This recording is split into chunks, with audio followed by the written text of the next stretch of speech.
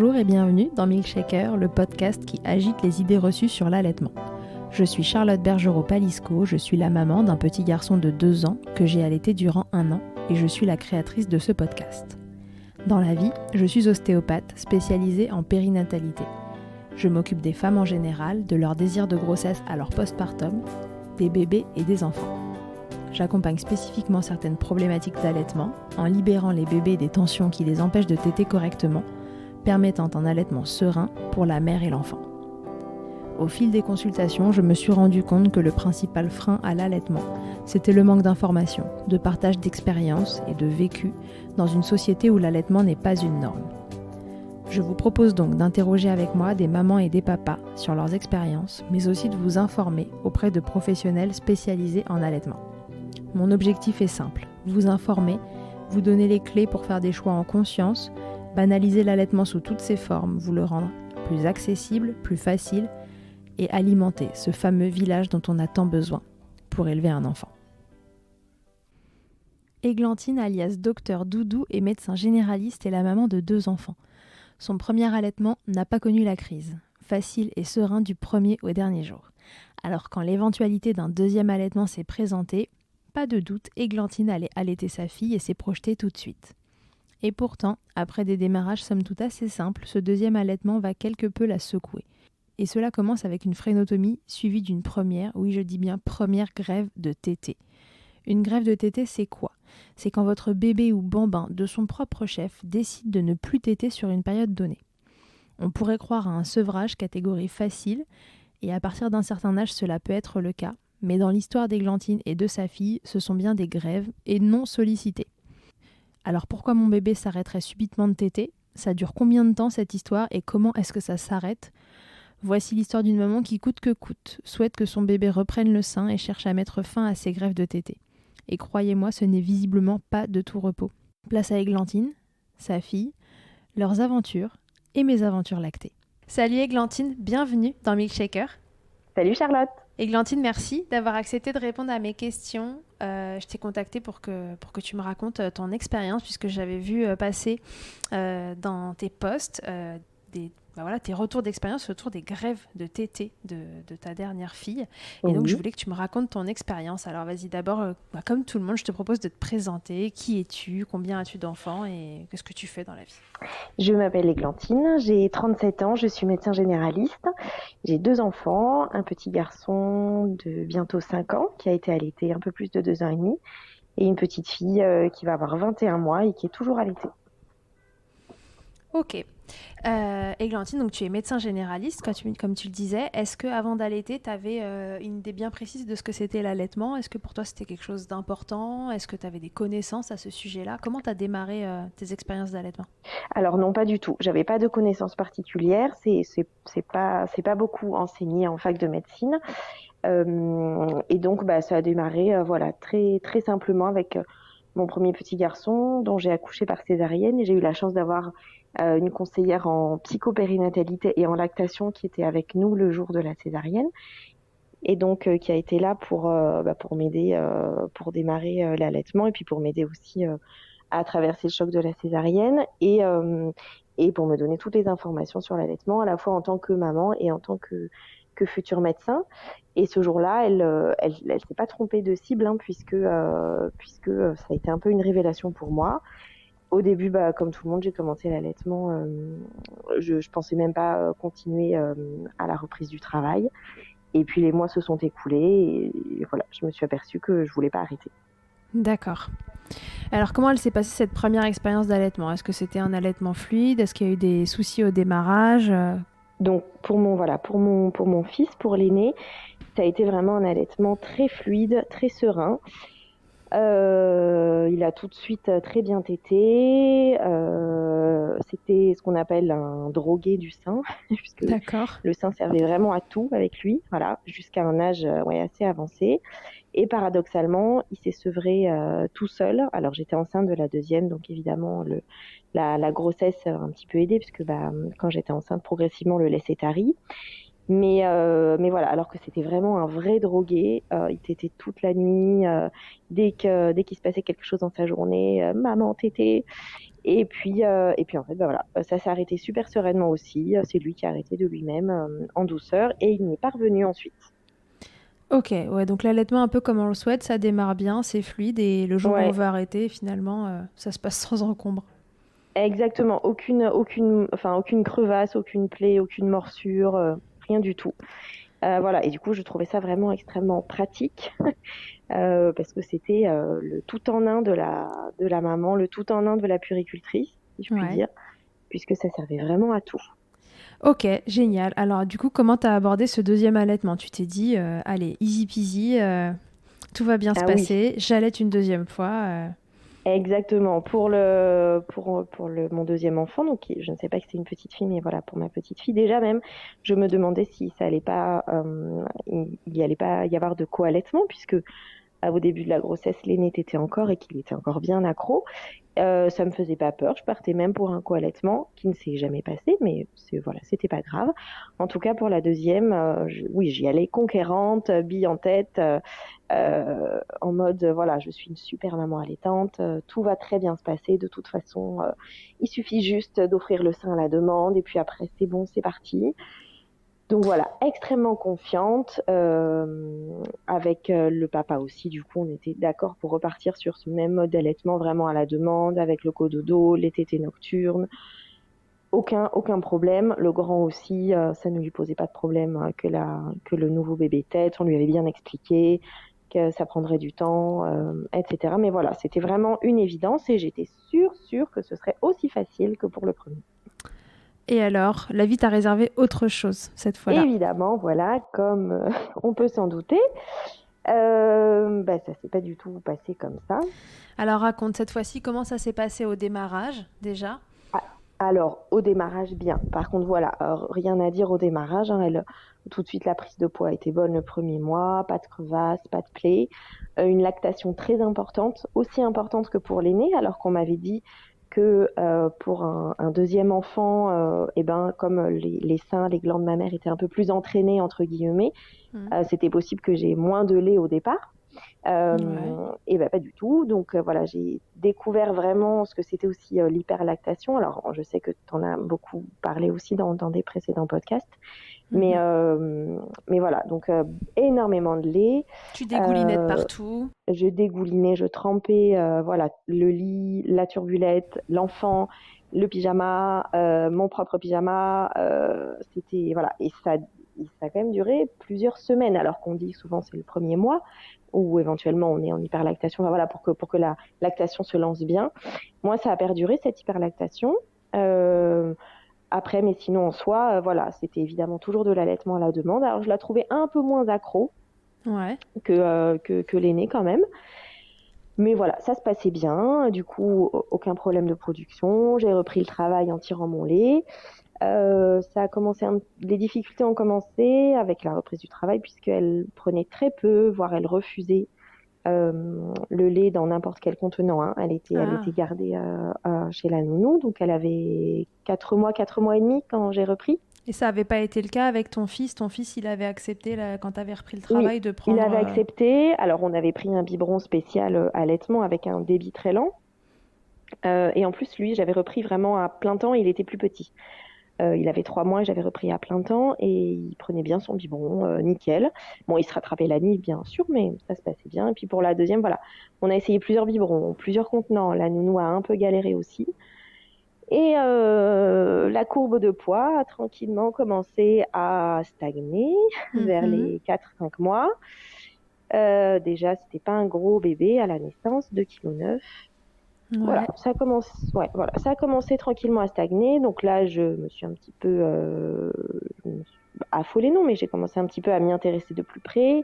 Évidemment, quelques gentilles réflexions de la médecin généraliste qui la suivait pour dire que bon, peut-être que voilà, même si mon lait était très nourrissant, il fallait lui en donner un peu plus. Oui, Ouais. je pouvais pas non plus lui mettre de sonde de gavage, hein, Toi, du tu coup, sentais que tes seins produisaient moins? Il y avait quelque chose en dehors de sa courbe de poids qui stagnait? Est-ce que de ton non, côté, il y avait tu vois, des warnings qui non. s'allumaient ou pas du tout? Alors du coup, moi, le warning qui s'affichait, c'est que j'avais toujours cette hyperlactation de fou. Hmm. Et donc, voilà, j'ai commencé un petit peu à me renseigner. Malgré ça, elle cassait quand même sa courbe de poids.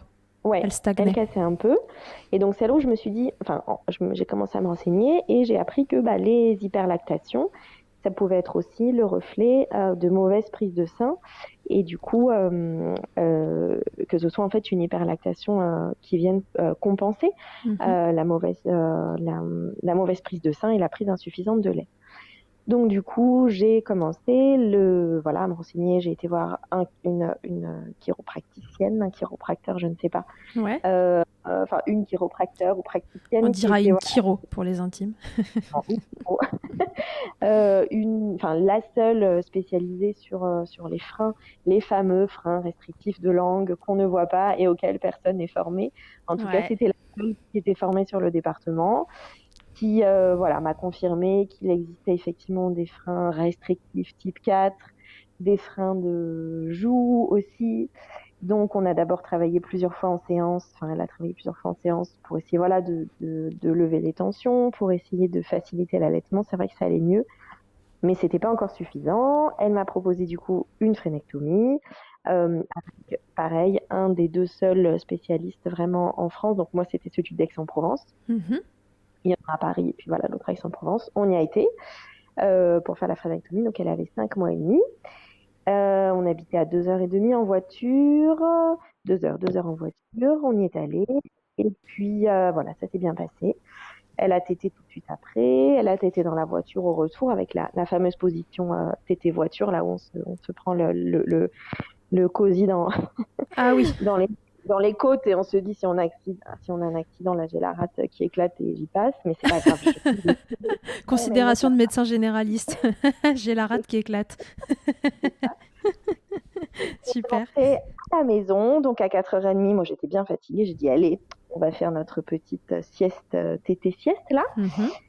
Eh bien voilà, la première grève de tété, ça a été à ce moment-là. Ça a été l'après-midi d'après la frénectomie à la maison. Donc je n'ai pas du tout compris en fait ce qui se passait. On t'avait pas prévenu que ça pouvait arriver? On m'avait prévenu, sur la lettre, sur la fiche explicative de l'ORL, c'était bien marqué que le bébé pouvait refuser le sein et tout. Et c'est même mon mari qui m'a dit mais si, regarde, c'est marqué. Et ta gueule, voilà. Moi, j'ai pas du tout compris ce qui se passait. En fait, pour moi, un enfant qui refusait le sein, c'était surnaturel. C'était impossible. Oui, parce que tu Voilà. avais ton expérience de ton premier qui, lui, le prenait pour tout. Mais oui, et surtout, on m'avait jamais vraiment parlé de ces histoires de grève de tétée. Pour moi, c'était un mythe, un petit peu, voilà, qui planait vaguement au-dessus des têtes de certaines mères allaitantes et de certains bébés un petit peu difficiles, mais c'était quelque chose de vraiment ubuesque. Dans la réalité, ça n'existait pas, ça ne pouvait pas m'arriver. Donc, j'ai pas du tout compris. Donc, j'ai essayé de lui donner allongé à droite, allongé à gauche, debout, dans le porte-bébé, position ceci, position cela. Et elle hurlait, elle hurlait. Donc, évidemment, elle ne voulait pas dormir, elle ne voulait pas boire, elle ne voulait pas manger. Moi, j'ai commencé à flipper en me disant, elle va se déshydrater. Ouais. C'est la fin, qu'est-ce qu'on a fait, mère coupable, etc. J'ai rappelé la chiro, du coup, en larmes à 15h en lui disant, mais qu'est-ce qui se passe? Je ne sais pas. Et donc, elle m'a dit, venez me voir. Donc, j'y suis allée. Alors, c'était plutôt une très bonne idée, je pense. Alors, déjà, en plus, il était 5h30, donc c'était l'heure des bouchons. Du coup, voilà. Dans la voiture, elle s'est endormie. J'ai écouté Radio Classique pendant 1 heure avec les bouchons. Ça m'a calmée aussi. Tout le monde s'est détendu. Comme quoi, les bouchons, parfois, ça peut avoir du bon. Exactement. Là, c'était vraiment bien. Et voilà. Et donc, la chiro m'a dit, c'est une petite crève de tétée. Je dis, ah bon? Donc elle a un petit peu massé, elle m'a écoutée, j'ai pleuré, je pense que je... T'as déversé ton sac. Ouais, exactement. On a fait le trajet de retour, toujours les bouchons, toujours Radio Classique. Et puis, de retour à la maison, elle a retété, on va dire, il était 21h et elle s'est endormie. Voilà, ça s'est bien passé. Elle a tété les 2 seins, ni vu ni connu. D'accord, donc ça a duré une demi-journée. Ouais, une demi-journée. Entre-temps, pendant cette demi-journée, j'avais évidemment bien sûr eu le temps d'envoyer des messages désespérée à toutes mes copines conseillères en lactation, enfin en tout cas une en particulier que tu connais, Camille Lolo Helpeuse, qui m'avait répondu évidemment et qui m'avait dit que les grèves de tétée ça pouvait durer jusqu'à 2 semaines. Et quand elle m'avait dit ça cette première après-midi, je m'étais dit mais elle est complètement folle. Comment est-ce qu'on peut faire une grève de tétée jusqu'à 2 semaines? C'est pas possible. Moi je vais faire une crise cardiaque là dans l'après-midi. Voilà. Donc c'était notre première grève. D'accord, et qui malheureusement est le début d'une série de grèves de tétés. Voilà, il y en a eu 2 autres. Donc, attends, parce que d'abord, ton bébé, donc ce frein de langue sectionné, reprend cet été au bout d'une demi-journée. Ouf, on est rassuré, tout va bien, ça aura été intense, mais ça n'aura pas duré trop longtemps. Une fois ce cap-là passé, est-ce que du coup elle tète mieux? Est-ce que ta lactation se stabilise? Est-ce que elle, son poids reprend, etc.? Alors, elle tète mieux, oui. Ma lactation se stabilise un petit peu. Après, voilà, je reste toujours un petit peu quand même en hyperlactation. Je pense que, voilà, il y a des femmes qui ont beaucoup de lait, il y a des femmes qui ont un peu moins de lait. Moi, je pense que clairement, tu me mets tu me mets au XVIe siècle en tant que nourrice dans un château. J'aurais été capable de nourrir mes enfants, ceux de la voisine, ceux de la châtelaine et ceux de la châtelaine d'à côté. Donc, c'est-à-dire que de base, à mon avis, j'ai des glandes mammaires qui produisent beaucoup de lait. Donc, même si j'avais moins d'hyperlactation, ça restait quand même toujours versant plus que versant moins. Elle, son poids, alors bon, malheureusement, ne s'est pas forcément... Enfin, voilà, il n'y a pas eu de remontée en flèche. Bon, je t'avoue que depuis, c'est toujours un peu une problématique. Enfin, c'est pas une problématique, mais voilà, elle a toujours un poids depuis qui est un petit peu limite. Mais là, maintenant, je sais que c'est plus à cause de soit de ma lactation, soit des freins, soit etc. Je pense que c'est aussi sa nature d'avoir un petit poids, tu vois. En tout cas, effectivement, moins de tension après la frénectomie. Donc, on est retourné voir évidemment la chiro. On a fait les massages comme il fallait. On l'a bien positionné sur le ventre, ou bien la position, là, je me souviens plus du tout de cette position, mais celle où le bébé a la tête un petit peu vers l'arrière, là, le gummy, je pense que tu dois savoir. Le guppy. Voilà, c'est ça. Donc voilà, ça on lui a bien fait. C'est vrai que moi je trouvais que c'était un bébé qui était plus détendu après quand même. Donc ça c'était plutôt chouette. Du coup, donc là elle a 6 mois. Voilà, en parallèle, on commence la diversification. Petit à petit, voilà, toujours petit appétit de petits moineaux. Mais bon, elle tète quand même bien, elle mouille bien ses couches. Voilà, elle grandit doucement. Et puis quand même, au fur et à mesure des semaines, je trouve que c'est vraiment un allaitement qui s'éloigne de mon premier allaitement, puisqu'en fait, elle ne me demande pas la journée. Voilà, c'est-à-dire que même la tétée des retrouvailles, après la journée chez la nounou, c'est pas quelque chose qui l'intéresse énormément. D'accord. Alors que pour mon premier, fallait que je dégrafe le soutien-gorge à 1 kilomètre. Pour elle, pas du tout. Donc la journée, en fait, elle ne me demande pas. Voilà, elle tète pour dormir. Il faut qu'on soit allongé dans le noir. Il faut pas qu'il y ait de bruit. Il faut pas trop, voilà, il faut pas qu'il fasse trop chaud. Il faut pas qu'il fasse trop froid. Dès qu'elle est un peu enrhumée, c'est très compliqué. Voilà, donc une petite fille exigeante sur les conditions de réalisation des tétées. Ouais. Et ce qui est du coup est un petit peu anxiogène, parce que voilà, il y a cette problématique de poids. Donc je me dis bon, d'un côté, elle prend pas de poids, mais en même temps, voilà, c'est pas une goulue. Et en plus, quand elle tète, il faut vraiment que toutes les conditions soient réunies pour que rien ne la dérange. Ouais, donc un allaitement pas hyper serein, pas comme la première fois où tu peux faire confiance à ton fils, tu sais qu'il va demander quand il a besoin. Là, tu as l'impression de devoir un petit peu driver. Oui, exactement. Donc voilà, c'est pour ça que l'expression allaitement à la demande, je dis oui, mais en fait, quand il n'y a pas de demande, comment on fait concrètement? Voilà. Et puis donc après les 6 mois, il y a cette phase où ils sont effectivement éveillés, curieux. Alors pareil, je savais que dans cette phase-là, ils peuvent se désintéresser du sein parce que ils sont dans des périodes de sensibilité, de développement moteur, de jeu, d'interaction sociale, etc. Et que donc le sein, ça les intéresse moins, ce qui est bien, enfin ce qui est normal. Mais là, c'était quand même vraiment ça commençait à devenir un petit peu problématique. Et puis, donc 9 mois et demi, je crois, 9 mois et demi, elle a commencé un peu à me mordre. Voilà, une fois, deux fois, à pincer, à mordre. Et donc, il y a eu une journée, donc c'était un mercredi, puisque le mercredi, comme toute bonne mère de famille sacrificielle, je ne travaille pas pour m'occuper de mes enfants. Ok. Donc voilà, le mercredi matin, je lui propose, donc j'avais mon grand également, hein, je lui propose une petite sieste au calme dans la chambre. On poursuit la matinée. Donc je commence à avoir le sein bien plein, puisqu'elle n'avait pas tété du coup depuis le matin.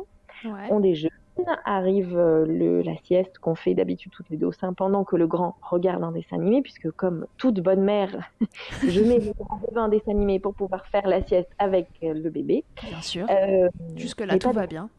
donc voilà, et puis bah là, on est dans le noir, et paf, elle me mord vraiment fort. Donc là, je crie. Mhm. Et donc, quelle idée j'ai eue d'exprimer mes émotions, n'est-ce pas? Puisque elle s'est mise à pleurer, à hurler, vraiment le gros chagrin, et refus du sein. Donc pareil, je savais que la morsure et le cri ou le refus un peu ferme de la maman, ça pouvait Mhm. provoquer des greffes de tétée chez les bébés déjà sensibles, on va dire, de base. Et ben voilà, voilà, on est resté dans le panneau droit devant. Ah ouais, donc là, pas Euh, manqué, pas le droit à l'erreur, boum, direct, greffe de tété. ouais, exactement, boum direct. Donc je savais parce que j'avais vécu une après-midi de grève, hein, donc là je me suis dit ok c'est ça.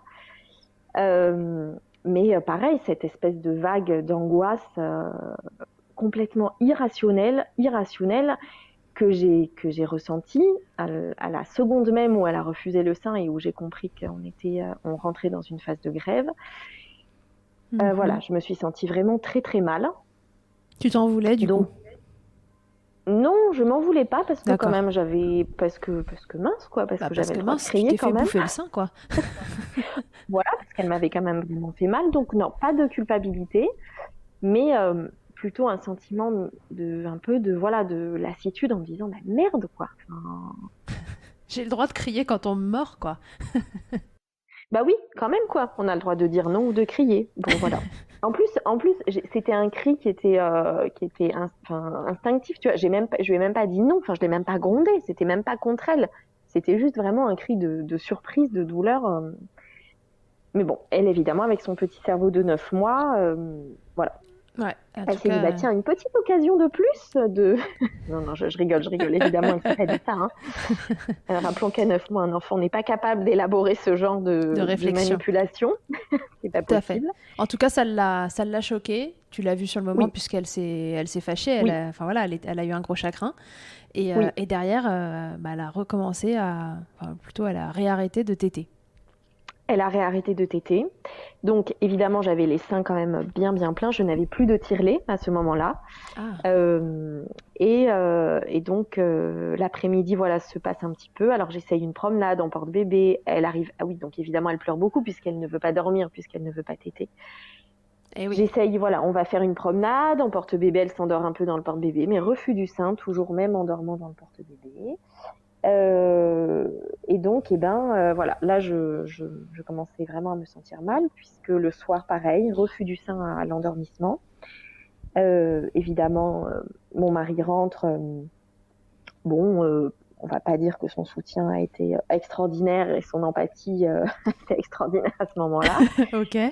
Euh, Qu'est-ce qu'il te voilà, disait? Il disait, bon, c'est pas grave, si elle arrête, voilà, elle c'est fait ce ça, qu'elle veut. exactement, c'est ça. Et puis surtout, il disait, mais regarde, elle nous en a déjà fait une là après la phrénectomie il y a 3 mois, bah, c'est pas grave, ça va revenir. Oui, il était pas inquiet, Alors lui. que moi, non, il n'était pas inquiet. Alors que moi, à l'intérieur de moi, vraiment une peur, mais je trouve même pas de mots, une espèce de boule d'angoisse primitive, irrationnelle, incompressible.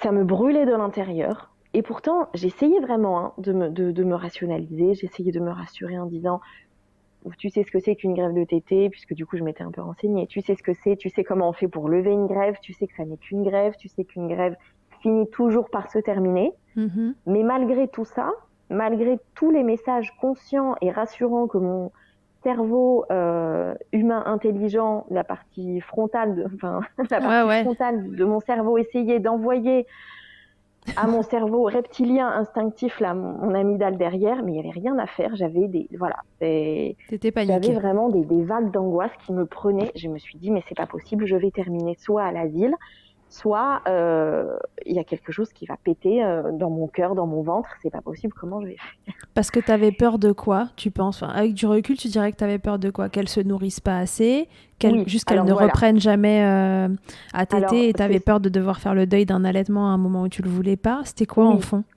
Alors, pour cette grève-là, à 9 mois, la première peur, c'était la peur de la déshydratation, et la peur, évidemment, qu'elle perde du poids, qu'elle ne mange pas, qu'elle ne boive pas.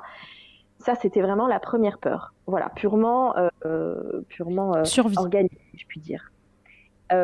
Après, c'était moins fort que pendant la grève où elle avait 6 mois, puisque à 9 mois, elle était un peu diversifiée, qu'elle mangeait un petit peu, qu'on pouvait lui donner à boire au verre. Néanmoins, elle refusait de boire mon lait tiré au verre. D'accord. Voilà, elle voulait même pas de mon lait. Donc c'était vraiment la grosse grève. Et puis l'autre peur, mais même là, si tu veux, en t'en parlant, je sens que c'est débile. J'arrive pas à l'exprimer. Effectivement, peur que l'allaitement s'arrête, parce que moi, je voulais pas du tout que ça s'arrête. Mhm. Et puis voilà, peur de passer à côté de quelque chose en me disant, mais est-ce que voilà, c'est pas une épreuve un petit peu qu'elle m'envoie euh, pour voir si je tiendrais, tu vois, si Mhm. j'allais tenir la grève et si j'allais continuer de lui proposer le sein et si j'allais continuer de lui proposer l'allaitement. Ouais. Et voilà, et je voulais pas au final, alors c'est idiot hein, de dire ça par rapport à un bébé de 9 mois, mais je voulais pas la décevoir et je voulais aussi qu'elle sache que malgré les épreuves et l'épreuve que c'est qu'une grève de tétée, je voulais quand même lui montrer que je restais sa maman vaille que vaille et que Mhm. l'allaitement, ça faisait partie pour moi du package de la maman parfaite, si je puis dire. Ouais. C'est pas du tout politiquement correct, là, ce que je dis, et je m'en C'est excuse pas hein, auprès grave, des on s'en mamans. fiche. On a le droit de dire des trucs Mais pas voilà, politiquement ça, corrects. c'est ma conception. Et même là, pour moi, à 22 mois, l'allaitement, ça fait encore partie de cette espèce de coffret un petit peu que moi, j'ai envie d'offrir à mes enfants. Ouais. Donc, je voulais garder encore vraiment cette partie-là de la maternité. Je voulais encore continuer de lui offrir ça. Ouais, c'était un point très important pour toi, comme pour d'autres, c'est d'autres choses. Exactement, voilà. Pour moi, c'était ça. Et je savais qu'une grève, c'est pas un sevrage. Voilà. Et Ouais. dans ma tête, ça, je faisais bien la différence. Et donc, voilà, je me dis, mais ça, là, si je lâche et qu'elle arrête le sein à cause de ça, ce sera de ma faute.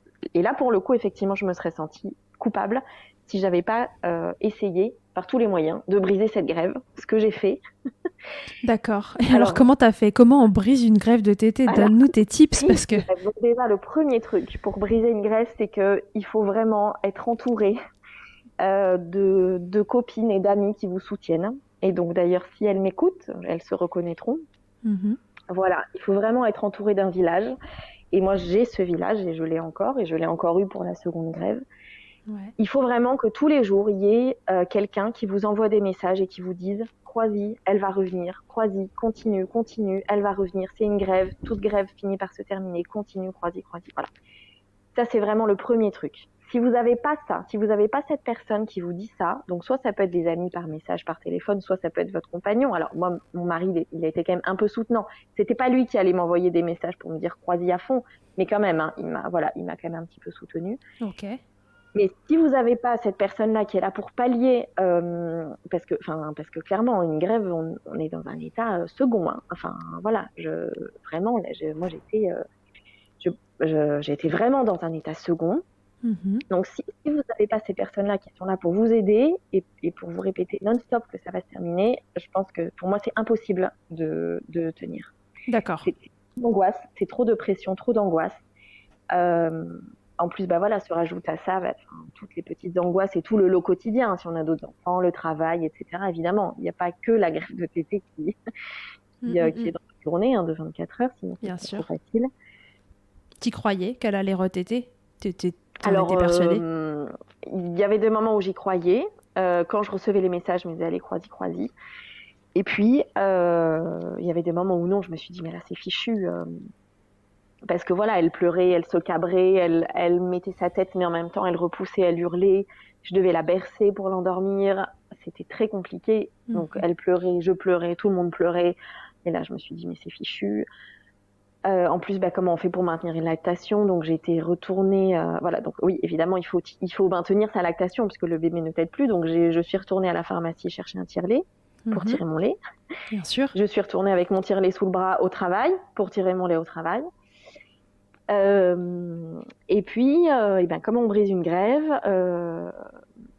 Alors, il faut donc la théorie, c'est qu'il faut continuer à proposer au bébé ou au bambin dans des conditions les plus instinctives et les plus archaïques possibles, qui réveillent en lui en fait les réflexes de tété quand il était tout nouveau-né, tout nourrisson. Réveiller les instincts primaires du tout nourrisson qui va venir à peine né ramper sur le ventre de sa maman et pécho le téton et s'y accrocher. Ok. Donc, eh ben, c'est des tétés en peau à peau, dans le calme, dans le noir, pour s'endormir, dans le bain. Alors moi, le bain, ça marchait pas du tout parce que c'était déjà trop stimulant pour elle. Elle voulait jouer dans le bain, elle faisait plouf plouf, elle me calculait pas du tout. Donc voilà, j'ai essayé une fois et puis après, j'ai bien vu que ça ne fonctionnerait pas. Ouais. Donc voilà, c'est lui proposer à chaque fois dans des conditions les plus calmes. Et en fait, nous, la seule chose qui a marché, les seules fois où elle l'a réaccepté, c'était en dormant. D'accord. Voilà. Mais alors, là, la difficulté, c'est que si elle dort trop, eh ben, elle dort trop, donc elle n'a pas le réflexe de succion, si elle est en sommeil trop profond. Mhm. Et si par contre, elle commence un peu à se réveiller et qu'elle sent qu'il y a le sein, eh ben là, c'est fichu aussi parce qu'elle le repousse et qu'elle se met à pleurer parce qu'en plus, évidemment, je l'ai réveillée. Bon, voilà. Donc, Mère, faut trouver le vas-y. juste milieu entre bébé dort, mais dort pas trop, Ouais, mais et pas réveillé de trop non plus. Enfin bon, bref, faut essayer de les prendre dans un semi-sommeil. c'est ça. Donc ça veut dire que le propre sommeil de la maman, bon bah là, on Mm. fait une croix dessus, hein. En plus, bah, dès qu'on a la chance ou le privilège de les voir se réaccrocher au sein, bah, surtout on bouge plus. Euh, donc on peut plus remettre notre bras, notre jambe, notre dos, enfin voilà, comme on fait d'habitude, comme on allait un enfant qui dort, Tout à fait. pour bien se mettre quand même, tu vois. Bah là, on peut plus faire ça. Voilà, il tète, on bouge plus quoi. Donc voilà, donc c'est ce que j'ai fait. Là, Mhm. ça a duré 3 jours. 3 jours de grève Euh, de tétée où elle a pas du tout ouais. voulu prendre le sein. Elle n'a pas du tout voulu. Elle prenait un peu la nuit en dormant. J'y arrivais un petit peu quand même. Et donc, évidemment, bah, je savourais chaque tétée comme si c'était la dernière, hein. J'ai tiré mon lait. Voilà, la lactation se maintenait. Comme je sais que de base, comme je te disais, voilà, je suis plutôt un peu usine Candia. Je savais que si elle reviendrait au sein, ça repartirait. Voilà, Ouais. elle avait 9 mois. Ça, bon, j'avais confiance dans mon corps et voilà. De ce côté-là, j'étais pas inquiète. Et elle a repris, donc voilà, le troisième soir, pour s'endormir, elle a dit ah bah tiens, ok. Ok. Et elle a repris tété dodo comme d'habitude, comme si rien ne s'était passé. Ah Voilà, ouais, c'est oui, ils ont reparti cette comme en 40. capacité. Donc, évidemment, le lendemain, moi, j'étais fière comme Artaban, tu vois. J'ai dit à mon mari, bah, tu vois, j'avais raison, c'était qu'une grève, etc. Il m'a dit, ok, ok. Voilà. Et donc, c'était ma deuxième. Donc Parce là, je qu'il y en a commence eu à être un... encore d'autres. Et ouais, il y en a eu une troisième. Alors là, je pense que celle-là, voilà, je pense qu'on ne peut pas faire pire puisque celle-là, elle a vraiment duré 15 jours. Les 15 fameux jours dont on m'avait parlé au début et où je m'étais dit, mais attends, c'est impossible, 15 jours de grève, comment est-ce qu'on peut faire 15 jours de grève sans terminer en hôpital psychiatrique? Oui, sachant que Ça tu étais n'existe déjà à pas. 2 doigts de la crise cardiaque dans Mais oui, l'après-midi. après mes 3 jours, mais oui. Et ben si.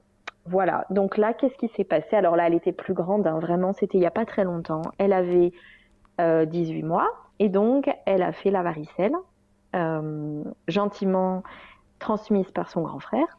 Donc la varicelle en soi, je sais que voilà, c'est pas quelque chose de grave, je sais que c'est une infection qui est bénigne, qu'il faut même que les enfants l'attrapent, hein, puisque chez les adultes, ça peut être compliqué. Donc Ouais. très bien, elle commence la varicelle, pas si mal, pas trop de fièvre, des boutons, mais ça la gratte pas trop. Et, eh ben, tout se porte en fait au niveau de sa bouche, de ses muqueuses. avec des aftes, avec aussi des boutons au niveau de sa vulve, une mycose terrible qui apparaît en même temps, des boutons beaucoup au niveau de son visage, de son cuir chevelu, à l'intérieur de ses oreilles, à l'intérieur du nez. Ah, pauvre louloute. Voilà, c'est vraiment très compliqué. Mm. Et puis, qui dit aft, qui dit douleur, qui dit pas bien au niveau de toute la sphère orale, de tout le visage, grève. Voilà. Voilà. Donc là, pour le coup. Tu l'as senti venir? Ouais, parce que ça s'est fait pendant une nuit, en fait. D'accord. Où elle lâchait le tété, elle lâchait le sein, elle disait non maman, pas tété. Bon, parce que voilà, je me doutais qu'elle avait mal, qu'elle était pas bien. Et puis voilà, quand après la journée, le lendemain, elle s'est réveillée, c'était un week-end aussi, hein, et qu'elle a pas du tout voulu téter, même dans les bras, même rien. Là, je me suis dit, On est reparti pour un tour. ouais. Elle avait vraiment une très bonne raison, puisqu'elle avait dans un état épouvantable. Et donc oui, là, comme un enfant de toute façon qui, quand il est hyper mal au niveau ORL, mange moins, quoi qu'il arrive. Exactement, voilà. Et donc bon, alors médicalement parlant, la varicelle s'est quand même terminée à l'hôpital puisque elle ne tétait pas, mais elle ne mangeait pas, elle ne buvait pas non plus. Oh, et donc voilà, du coup déshydratation. Du coup, je l'ai amenée aux urgences un dimanche matin. Elle était effectivement déshydratée. Et donc on est resté 3 jours à l'hôpital pour réhydratation avec la perfusion et renutrition et surveillance. Et puis lui mettre des antalgiques, lui mettre de la morphine, lui mettre des antihistaminiques qui allaient l'endormir un peu parce qu'elle ne dormait plus, parce qu'à cause de la douleur, à cause de la fatigue, à cause de tout ce qu'on peut imaginer. Voilà. Et donc grève à l'hôpital. Alors le service de pédiatrie dans lequel on était, ils m'ont filé un tire-lait.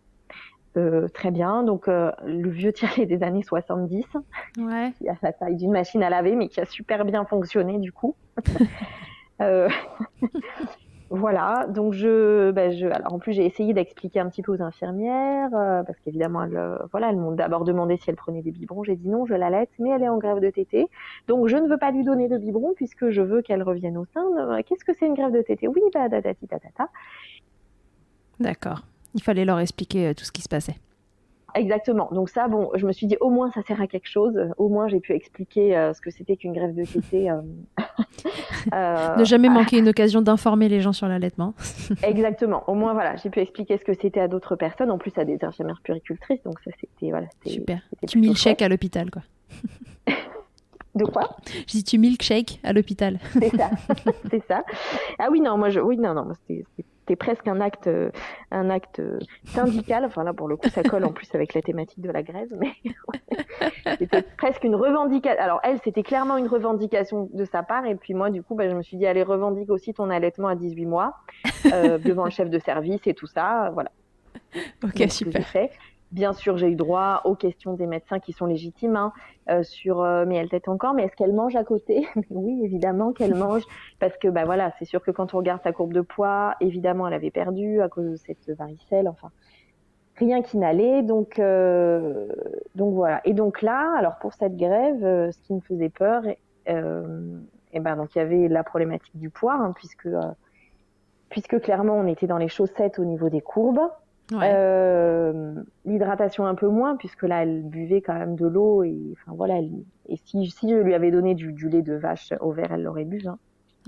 Donc j'avais pas cette peur. Par contre, la peur qui était beaucoup plus présente, c'était la peur de la fin de l'allaitement, puisque 18 mois. Donc 18 mois, à 18 mois, la lactation, c'est plus que c'était quand elle avait 9 mois, tu vois.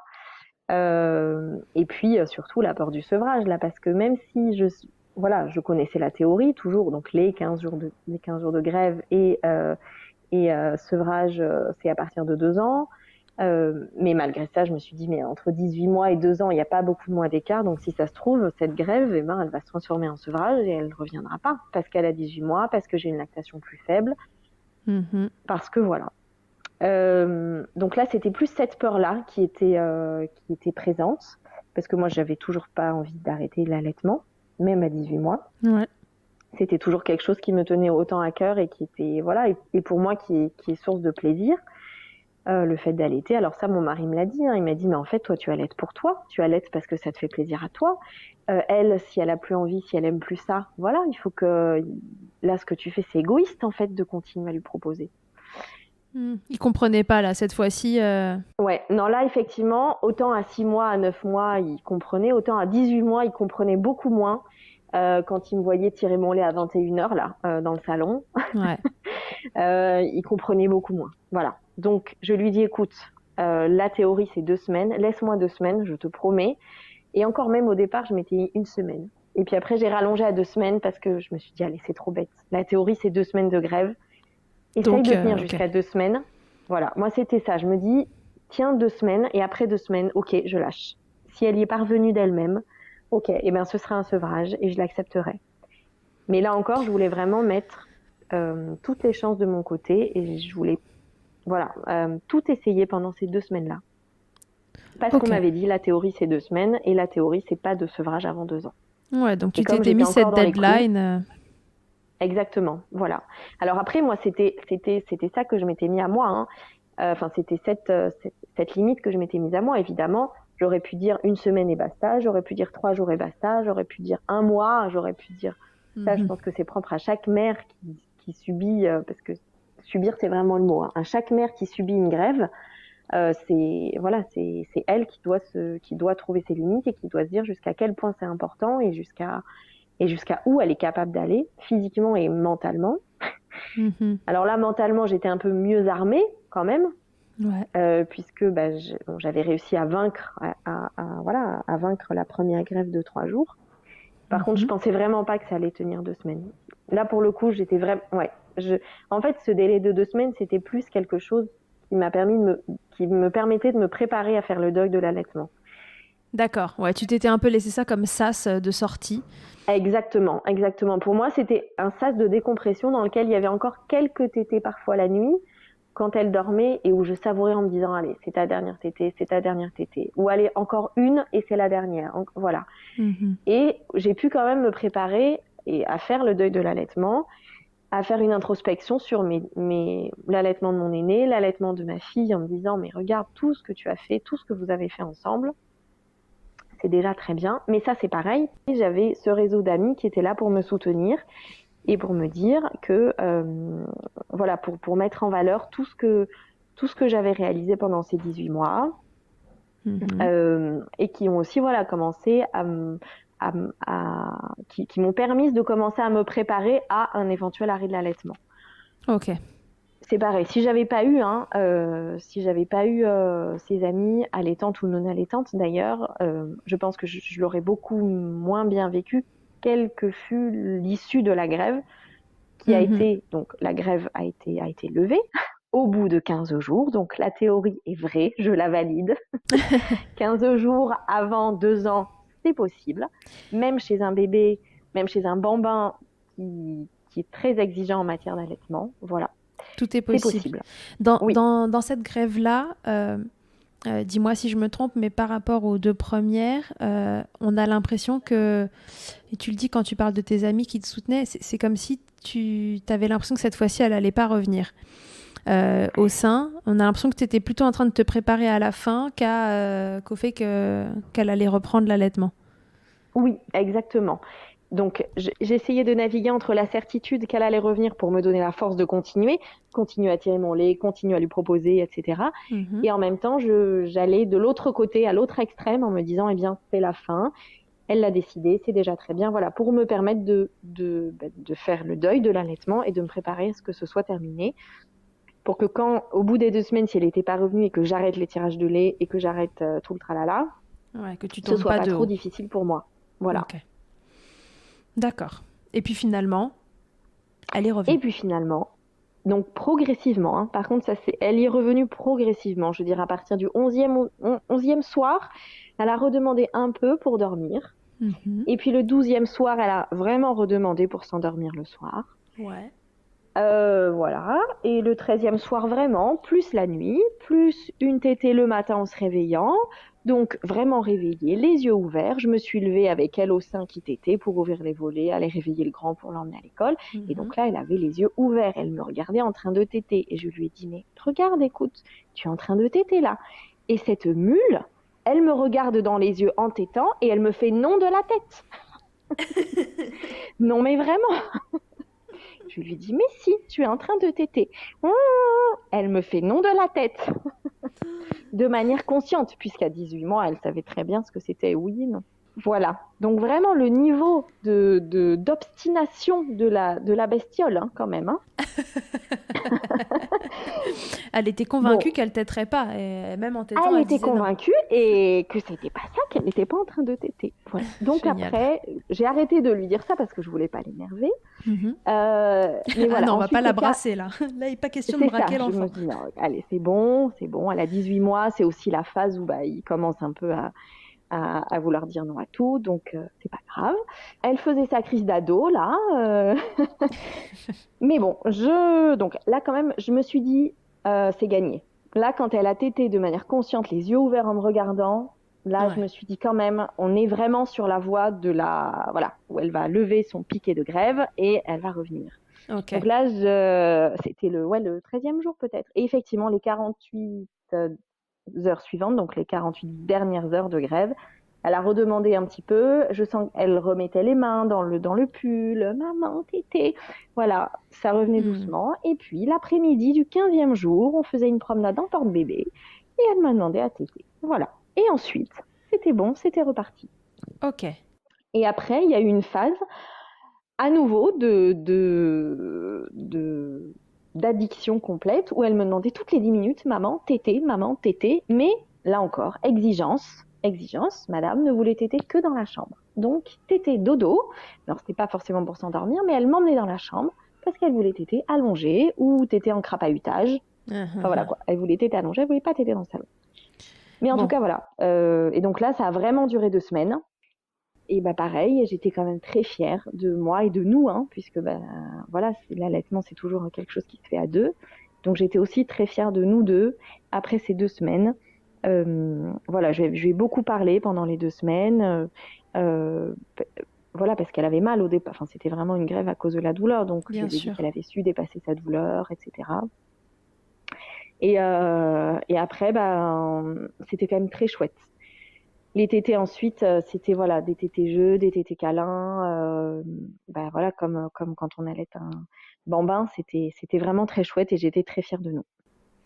Est-ce que ces grèves de tétés, à chaque fois, elles ont été des tournants dans votre allaitement ?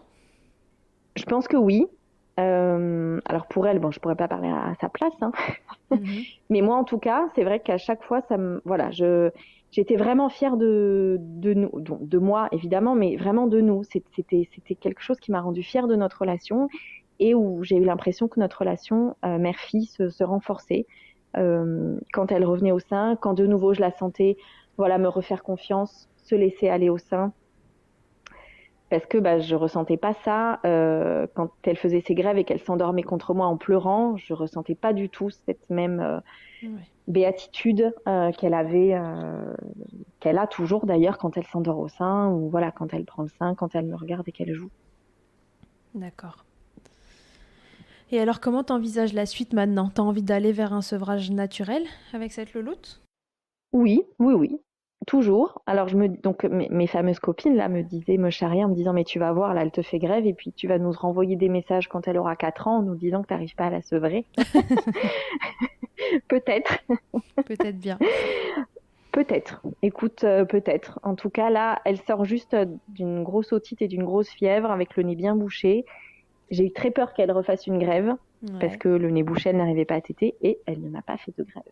Donc voilà. Ouais, c'était vraiment la douleur la dernière fois qui a déclenché ça. Mais oui, effectivement, le sevrage naturel, oui, moi en tout cas là, à l'heure actuelle où je te parle, hein, ça me conviendrait. Ok.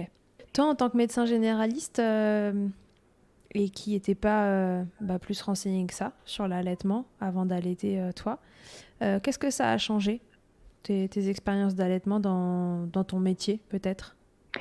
Alors du coup, j'aime beaucoup accompagner des mamans allaitantes. J'aime beaucoup voilà, les soutenir. Quand il y a une prise de poids qui est mauvaise le premier mois ou même ensuite, hein, voilà, j'essaye de tout faire pour trouver les causes et surtout les, hum, les moyens de corriger ces causes et de faire en sorte que le bébé reprenne du poids sans avoir recours à un allaitement artificiel si c'est le souhait de la mère. Mhm. Alors, je peux parler des greffes de tétée aussi, en toute connaissance de cause. Voilà. Donc, je me dis que le jour où j'aurai une maman allaitante qui a une greffe de tétée, et ben au moins je saurai la conseiller. Ok. Et à titre personnel, qu'est-ce que ça a changé, ces expériences d'allaitement dans ta vie? Alors ça m'a donné confiance en moi, confiance dans mon rôle de mère. Et puis c'est surtout que ça a réveillé en moi quelque chose d'un peu instinctif dans la maternité, d'un peu animal, un peu comme une mère louve, tu vois, quelque chose que je ne soupçonnais pas en moi avant d'avoir des enfants. Et voilà. Mais c'est vraiment, oui, cette confiance en moi. Bon, alors je pense évidemment que je l'aurais eu si j'avais eu des enfants que je n'avais pas allaités, bien sûr, hein. Mais encore plus à travers l'allaitement et encore plus à travers ce deuxième allaitement qui a été compliqué avec toutes les épreuves qu'on a traversées ensemble. Ok. Aux mamans qui te posent des questions, peut-être tes patientes ou des copines, ce serait quoi ton meilleur conseil de maman allaitante? D'avoir confiance en soi. Confiance en soi, confiance en son corps, confiance en son allaitement et de bien s'entourer. De bien s'entourer. De bien s'entourer, donc, et à titre perso et personnellement, oui, perso et professionnellement. Et professionnel, oui, vraiment. Yes. Quelle histoire semée d'embûches. Ouais, c'est clair. Et en plus, je me dis que c'est pas fini, puisque donc là, elle a 21 mois, mais il y a encore, j'espère, de longs mois d'allaitement qui nous attendent. Et je me dis encore peut-être qu'il y aura d'autres embûches, d'autres histoires. Alors après, là, c'est vrai que comme elle parle, c'est plus facile. Hein. C'est beaucoup plus facile de verbaliser les choses, bien sûr, et pour elle aussi. Mais voilà, peut-être qu'il y aura d'autres aventures qui nous attendent, et ça, c'est aussi super chouette. Est-ce que tu veux répondre à mon interview Fast Milk avant de partir? Mais ouais, avec plaisir. Alors, Églantine, quelle est ta tétée la plus insolite? Ma tétée la plus insolite, c'est celle qui a eu lieu à l'arrière-boutique d'un contrôle technique pour ma voiture. C'était avec l'aînée, puisque la petite n'aurait jamais voulu téter dans l'arrière-boutique d'un garage auto. Ça aurait même déclenché une grève. Genre, ouais, alors, non, certainement là, pas. C'était pas possible. Hein. C'était avec l'aîné, voilà, qui lui, ça lui convenait très bien. C'était pendant le contrôle technique. J'ai demandé au mec, donc voilà, il avait 4-5 mois, si je pouvais le faire téter, le petit. Il m'a dit mais oui. Et le gars, hyper sympa, il m'a même donné un fauteuil, un carton sur lequel poser mes jambes. Enfin, c'était super chouette. Et donc, j'étais là en train d'allaiter entre les machins de garage, les turbines, les trucs et les bidules. Génial. Et voilà, c'était super. Sympa, on aime bien. Le truc le plus glamour qu'il t'ait été donné de vivre durant ton allaitement? Oh, comme voilà, effectivement, les tétés dans la voiture, hein, avec les seins qui dépassent, le lait qui gicle partout dans la voiture. Voilà, je pense à un ou deux camionneurs qui s'est bien rincé l'œil. Clairement, c'était pas mes heures les plus dignes de donner le sein dans la voiture. Hyper lactante, donner le sein dans la voiture, c'est vrai que ça peut vite tourner au fiasco. Ah oui, non mais là oui, il y en avait sur les vitres, sur le fauteuil, enfin bref. Ok. Ta position préférée, Glantine, dans le Kama Sutra de l'allaitement, c'est quoi? Alors, je pense que c'est une position qu'on a plus ou moins inventée. C'est la position du poulpe ou la position de la serpillière, selon. En fait, c'est une variante du biological nurturing, tu vois, où le bébé du coup est posé ventre à ventre. Là, en fait, je l'ai fait avec mon aînée, mais avec la petite aussi, elle l'aime beaucoup. Et c'est d'ailleurs dans cette position qu'à chaque fois, elle a rompu les grèves. Donc voilà, couché sur moi sur le ventre, mais avec donc les bras, tu vois, qui m'entourent comme ça, comme un poulpe, et les jambes qui pendent un peu sur le côté. Voilà, je sais pas si tu vois de quoi je parle. Et moi, évidemment, je suis semi-allongée, voire même allongée, puisque comme toutes les mères allaitantes, je suis très flemmarde et donc j'aime beaucoup dormir pendant que mon enfant tète. Donc je dors, je suis allongée et j'ai le bébé qui est là comme un poulpe ou comme une serpillière sur moi et qui tète. Et choisissez l'image que vous préférez. Ouais, et surtout, et c'est vraiment dans cette position-là qu'à chaque fois, qu'elle s'endormait quand elle refusait le sein, et qu'elle aime beaucoup téter, qu'elle aime beaucoup s'endormir, c'est dans la position de la serpillière. Voilà. Ok, super. Voilà, on a donc inventé une position aujourd'hui, c'est la position de la serpillière à reproduire chez vous, il n'y a aucun danger. A priori, Mais oui, vous pouvez le super, faire super pratique. sans l'aide de Ouais. professionnels. Si en un mot, tu pouvais me résumer tes allaitements, alors dis-moi un mot pour le premier et un mot pour le deuxième, ils sont tellement différents que... Alors pour le premier, je dirais un allaitement très fluide. Voilà, très facile, très fluide. La deuxième, j'aurais dit un allaitement funambule, avec toujours cette sensation d'être sur un fil, au-dessus du vide, à pas savoir si on va rester sur le fil ou si on va tomber d'un côté ou de l'autre. Ok, funambule. Serpillière funambule. Vous voyez une serpillière sur un fil, ça, c'est nous, c'est moi, voilà. Ok, non mais c'est joli comme image. Mais bon, voilà, c'est des allaitements qui sont un peu sensibles, quoi. Mais ils ont le mérite d'exister. Oui.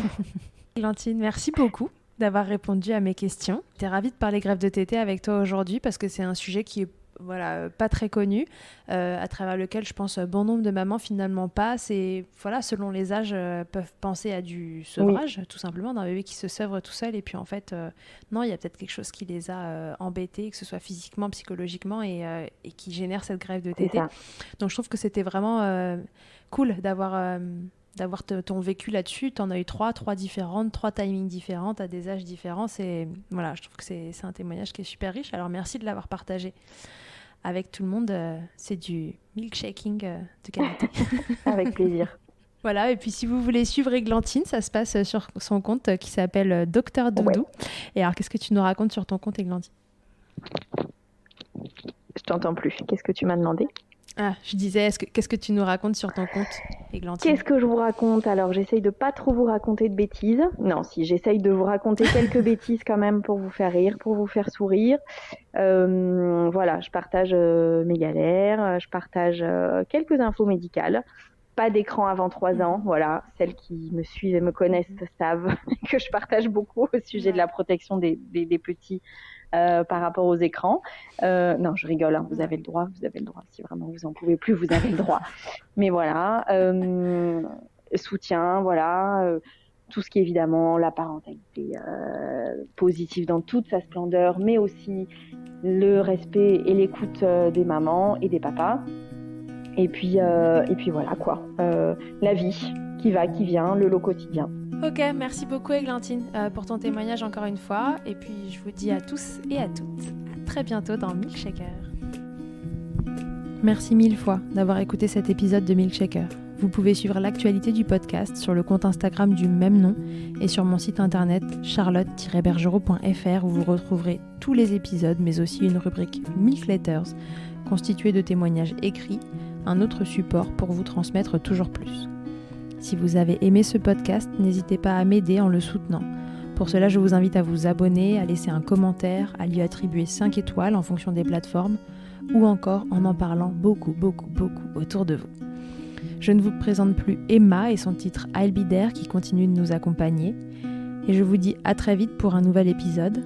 D'ici là, n'oubliez pas, prenez soin de vous, milkshakez autant que vous le voudrez et bousculons ensemble les idées reçues sur l'allaitement maternel. I hate to see you down. Can't stand to know you're hurt. When you say it's getting loud, the voices in your heart. And you know I get it, so let it all out.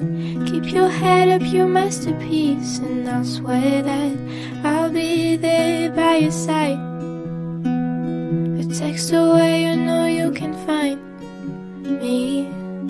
It just takes a whisper and I'll be there to listen. I got you, I'll fight with you, 'cause I love you. I'll be there, I'll be there. Oh, I'll be there, I'll be there. I know I'm not perfect. Sometimes I look myself but I hope you know I care. You can meet me anywhere. You know I get it, so let it all out. If anyone comes at you, then I'll swear that I'll be there by your side. A text away, you know you can find me. It just takes a whisper and I'll be there to listen. I'll guide you, I'll fight with you, 'cause I love you. I'll be there, I'll be there, oh I'll be there, I'll be there. Trust me every time I have you back, and I know that you do the exact same for me. Side by side, don't even need to talk. You know I get it, so let it all out. Keep your head up, your masterpiece, and I'll swear that I'll be there by your side. A text away, you know you can find me. It just takes a whisper and I'll be there to listen. I'll guide you, I'll fight with you, 'cause I love you. I'll be there, I'll be there, so I'll be there, I'll be there.